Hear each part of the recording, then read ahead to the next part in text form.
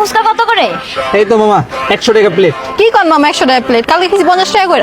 আরে আমার বাসার সামনে খাইছি 30 টাকা করে। আপনার কি মাথা সমস্যা? আচ্ছা ঠিক আছে আপা, আপনার গলিগা একদম 50 টাকা প্লেট রাখবো। আচ্ছা তাহলে 3টা দেন। আচ্ছা ঠিক আছে দিতেছি, খারাপ হ্যালো।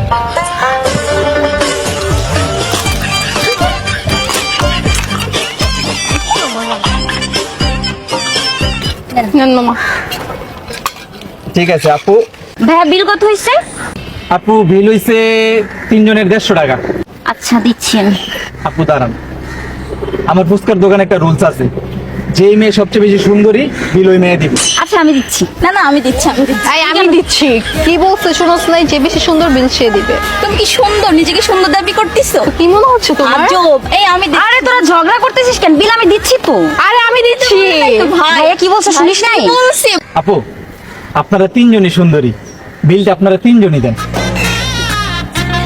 ঠিক আছে আপুরা, বাই। চলো। এই আমাকে সুন্দর বলছো। বেডি মানুষ, এটি না থাকলে ভিক্ষা করে রাখে চলতে।